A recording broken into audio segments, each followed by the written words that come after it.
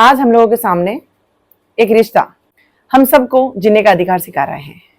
हम लोगों को सिखा रहा है कि हमें अधिकार होता है अपनी तरह से जिंदगी जीने का, अपने तरीके से कपड़े पहनने का, अपने तरीके से बोलने का, या फिर अपने तरीके से लाइफ स्टाइल को जीने का। खमागणी, मैं हूं शुभा भाटी। बिल्कुल वो रिश्ता है संतान। संतान के अंदर बेटे भी हो सकते हैं, बेटियां भी हो सकती हैं। छोटा सा वाक्य मेरे सामने आया, बहुत सारी चीजें बाहर निकल के आई। वाक्य था सार्वजनिक स्थल का।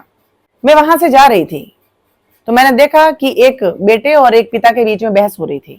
तो मैंने अपनी गाड़ी को ब्रेक किया और उनकी वार्तालाप जो हो रही थी, दोनों के बीच में जो कॉन्वर्सेशन हो रहा था, उसको मैंने कुछ मिनट के लिए सुना। उसमें एक पिता अपने बेटे को कह रहा था कि मैंने तो तेरे को स्कूल भेजा था, तू कहाँ गया था? स्कूल से तो फोन आया, तू स्कूल में था ही नहीं। तो बेटा पहले तो एक्सक्यूज देता रहा और फिर उसको पता चला अब मैं पूरी तरह से पकड़ा गया हूं। तो उसने बोला मैं मेरे दोस्त के साथ में उसकी बर्थडे पार्टी में गया था। तो पिता ने बोला कि मुझे क्यों नहीं बताया, झूठ बोल के क्यों गया? तो वो बच्चा बोल रहा है कि क्या मेरे को जीने का अधिकार नहीं है? क्या मैं अपने तरीके से नहीं जी सकता? बिल्कुल, कहना वाजिब है उसका, वो अपने तरीके से जी सकता है।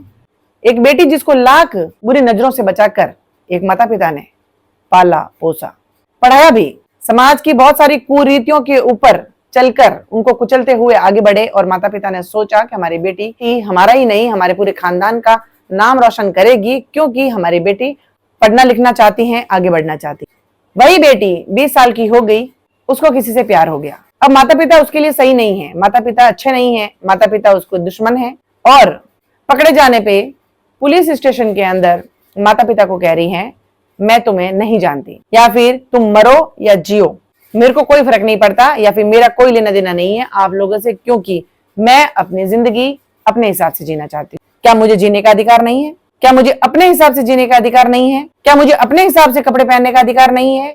या फिर मुझे अपने हिसाब से शादी करने का अधिकार नहीं है? ये बात कोई गैर नहीं संतान कह रही है। एक बेटी कह रहा है, एक बेटा कह रहा है। चारों तरफ जब ये अधिकारों की बात मैंने सुनी, मेरे कानों में पड़ी, तो बोलना जायज था, बोलना वाजिब था। बिल्कुल सही है। ये जो रिश्ता, संतान रूपी रिश्ता, जो हम लोगों को अधिकार सिखा रहा है या फिर अधिकार बता रहा है कि उनके क्या क्या अधिकार हैं। इन सभी अधिकारों को सुनने के बाद में मैं कर्तव्यों की बात करना चाहूंगी। 2 अक्षर पढ़ के आप लोगों ने अधिकारों को रट लिया, आपको ये पता चल गए कि आपके अधिकार क्या हैं, कौन कौन से हैं, क्या क्या आप कर सकते हैं, तो फिर आप लोगों को कर्तव्य भी पता होने चाहिए। कर्तव्य की शिक्षा भी आप लोगों को लेनी चाहिए कि आपके कर्तव्य क्या हैं। जिन बेटियों के हाथ में फोन है और जिसको वो सोना बाबू करती घूम रही हैं, आपको मैं बता दूं कि आपके हाथ में जो फोन है जिसमें आपने सोना बाबू की फोटोएं लगाई है, इस फोन की किस्तें आज भी आपके पिताजी भर रहे हैं। 12 घंटे किसी के सामने मजदूरी करके आपको फोन दिलाया कि हमारी बेटी पढ़ लिख के नाम रोशन करेगी, जिसकी EMI आज भी वो भर रहे हैं, और उसी फोन के अंदर माता पिता की फोटो नहीं, सोना बाबू की फोटो लगी रहती है। और घंटों दिन रात आप जिससे बातें कर रही हैं वो इस फोन की किस्त नहीं चुका रहा। जो बच्चे मोटरसाइकिल लेके गाड़ियों के पीछे अपनी सोना बाबू को बिठा के रोडों के ऊपर जो गेड़ियां मार रहे हैं, या फिर नाइट क्लब्स के बाहर जो खड़ी कर रहे हैं, शराब के ठिकानों के बाहर जो गाड़ियां खड़ी कर रहे हैं, उनको भी थोड़ा सा मैं याद दिला दूं कि आपकी गाड़ियों की किस्तें अभी भी आपके पिताजी भर रहे हैं। अभी भी उनको वो एक डेट, जिस तारीख को उनकी किस्त कटेगी, उनके होश उड़ जाते हैं ये सोच के कि उस दिन अगर किस्त नहीं भरी तो क्या होगा, या फिर कितनी बड़ी बेइज्जती होगी। उन्होंने आपको गाड़ियां ये सोच के दिलाई थी कि हमारा बच्चा आसानी से, आराम से स्कूल या कॉलेज जाएगा, पढ़ेगा, लिखेगा, आगे बढ़ेगा और शायद अपने फर्ज अदा करेगा।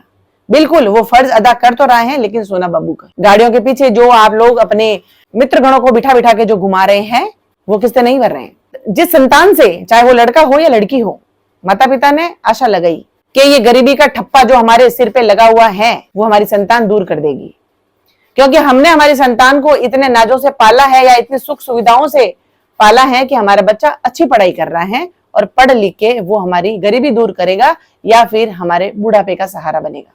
सरकार कहती है बेटी बचाओ, बेटी पढ़ाओ, बेटी को आगे बढ़ाओ। माता पिता ने मान भी लिया। बिल्कुल सरकार कह रही है तो कुछ सच्ची होगा। उन्होंने अपनी जमीन बेच दी, या फिर ओवर टाइम किया, या फिर 1-2 गहने जो तुम्हारी माँ ने बचा के रखे थे उनको भी गिरवी रख दिया तुम्हारी स्कूल की, कॉलेज की, या फिर इंस्टीट्यूट की किस्तें भरने के लिए। होली दिवाली आपके हाथ के अंदर 5,000 10,000 जो रुपए थमाए जाते हैं कि शॉपिंग करो बेटा, नए कपड़े लेके आ जाओ, ट्रेंडिंग कपड़े लेके आ जाओ, वो पैसे कहां से आए वो शायद आपको पता नहीं है। वो माता पिता आपको बताना भी नहीं चाहते कि कहां से उन्होंने उधार लिए, कहां से उन्होंने लोन लिया और किस तरीके से वो पैसा चुकाएंगे, लेकिन आपकी खुशियों के आगे वो सब करने के लिए वो तैयार हैं, क्योंकि उनके लिए आपकी खुशियां बहुत मायने रखती हैं, या फिर कह सकते हैं बहुत महत्वपूर्ण है, जिनका शायद आप लोगों ने ये सिला दिया कि इट्स माई लाइफ।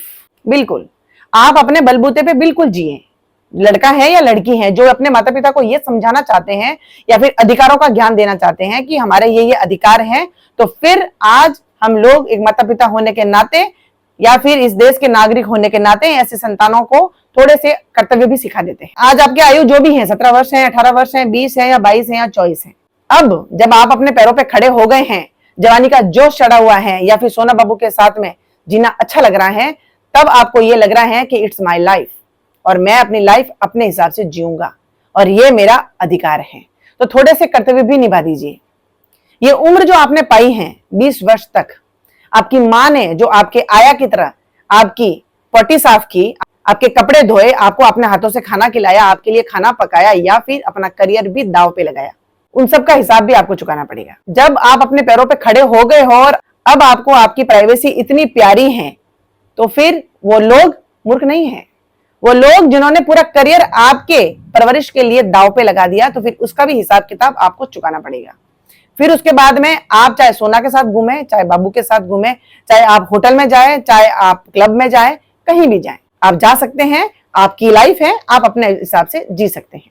घर के अंदर एक महिला काम करने आती है, एक मेड काम करने आती है, 2 से 3 घंटे वो काम करती हैं, जिसमें से झाड़ू पोछा बर्तन करती हैं या फिर छोटा मोटा और ऊपर काम करके चली जाती हैं 3 घंटे, जिसका कम से कम 7 से 8 हजार रुपए वो लेती हैं 3 या 4 घंटे के। आपकी माँ ने आपके ऊपर 12 नहीं, 15 नहीं, 20 घंटे लगाए। जो बच्चा अधिकारों की बात कर सकता है, जो बच्चा अपनी लाइफ स्टाइल की बात कर सकता है, तो वो 20 घंटे का हिसाब भी लगा सकता है। एक दिन के 15 से 20 घंटे आपकी माँ ने आपके ऊपर लगाए, 20 साल तक लगाए।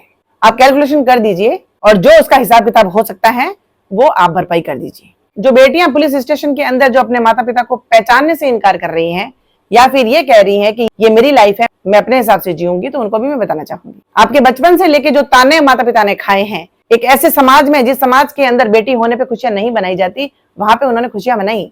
आपको वो हर चीज आपको उपलब्ध करवाई जिसके ऊपर आपने हाथ रखा। आपका वो हर सपना जो सिर्फ आपने देखा, उसको भी आपके माता पिता ने पूरा किया। और आज 18-20 वर्ष के होने पे अब आपको ये लगता है कि ये तो सब बाउंडेशन है, तो आपको भी कुछ कर्तव्य याद दिला दूं कि 20 साल तक जो उन्होंने आपके पीछे समय खर्च किया, उसका भी आप हिसाब लगा लें, क्योंकि आपने बहुत उच्च शिक्षा ग्रहण की है, तभी तो आप अधिकारों की बात कर रहे हैं।